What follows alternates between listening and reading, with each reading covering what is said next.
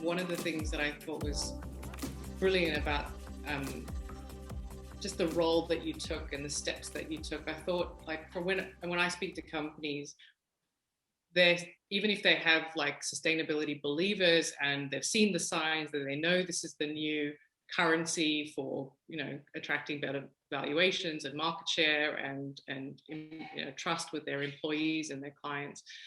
It's usually like the how do I, well, then where do I start? How do I get going? What are the building blocks for aligning sustainability deep into the heart of the business strategy?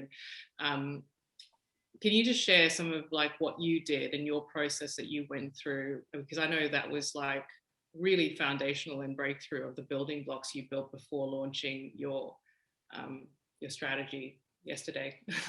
Well, look, I think first and foremost, I don't think we're as a company, as Reckitt, I think I say this with a lot of humility because I don't think we're a leader.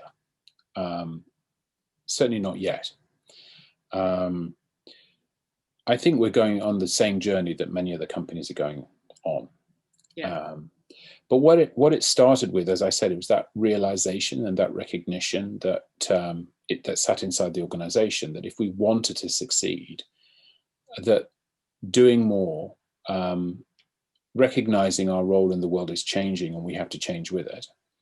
Yeah. And that this was actually a growth driver, not something that we did because we had to comply with the law, legally, legal compliance being one of the critical things that often gets cited, or because it was trying to demonstrate we were a good citizen, which often gets translated into corporate philanthropy. No, this was actually going to be a critical element of our growth. Yeah. Now, when you start with that, then again, the question is, what level of ambition should you have? And what can you actually affect? What change can you affect? So there's a whole series of processes that you have to go through. You have to look at the materiality of your business. Absolutely. You have to understand what your strategic intent is. Which categories are you operating in? What's your business footprint look like? Where do you see it going to and evolving? And what do you see it evolving into?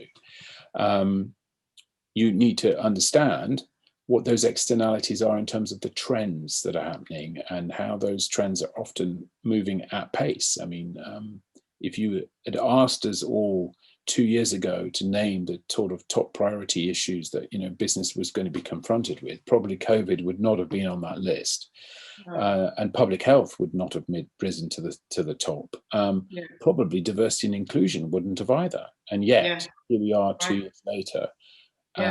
And all of those issues, including climate change, which I think fell off the corporate agenda for quite a long time, are firmly within the, every company understands that these are all issues that we have to address at a strategic level inside the organization. So I think you have to go through that process, and then you have to engage your senior leadership in that conversation, because the solutions are multi-dimensional, they're multifunctional.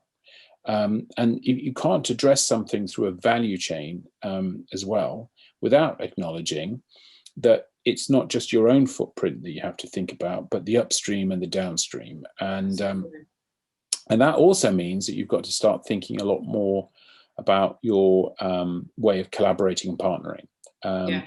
So when you're doing your evaluation, you have to think about, well, what's the capacity or the capabilities of people who are part of my value chain, part of my supply chain, raw materials suppliers, R&D partners, people who are actually going to be, bringing the solutions that you need. Well, are they the right partners? Do you have them? In fact, do you even treat them as partners? Because often they've been quite tactical relationships. So I think a lot of it sits with doing your homework and really understanding it and spending the time as a senior leadership of the organization, looking across it and trying to understand what it is that you can actually bring to bear. And when you've done all of that, and then you've identified some of the areas of focus, you've then got to make some choices, and you've got to start to cost those. You've got to think about, what does it mean if we're going to invest in these areas? over what time frame. And you've also got to think about how you're going to operationalize it. So this is the third big component, which is, do you have the right governance processes in place? Do you have the right measurement tools and capabilities to be able to take decisions and make decisions based on some of the data points that you need to be able to do that? So this is kind of rewriting the rule book, if you like, of what it means to do business. It's adding another dimension to it. And I think in some cases, particularly in the environmental space, a huge amount of progress has been made on that in the last 10 years or more. I think what's really the new space is in the social area, the social pillar, and companies trying to really understand what it is that they can do, and what are the right kind of metrics and the right kind of KPIs that you should be setting for yourself inside the organization. So that's kind of the journey we've been on. And the ambitions, as we describe them, we talk about for our cleaner, healthier world ambitions, because our corporate purpose speaks to creating a cleaner, healthier world.